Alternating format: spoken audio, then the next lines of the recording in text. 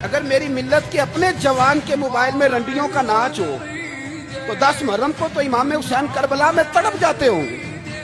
اگر 9-10 محرم کو جو نکلا امام علی مقام کی بات کرنے کے لیے وہ نوجوان اگر سگریٹ کا، شراب کا، بدماشی کا عادی ہو تو حضرت علی اصغر کہیں گے نا میری قربانی کا کیا بنا؟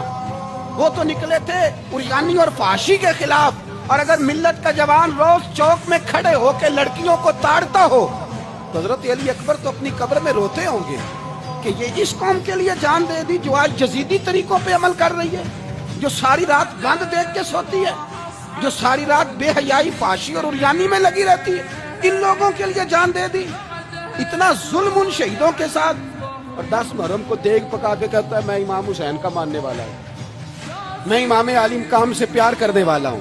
نہ بھائی، نہ دو رنگی چھوڑ کے یک رنگ ہو جا، سراسر موم ہو جا یا سنگ ہو جا۔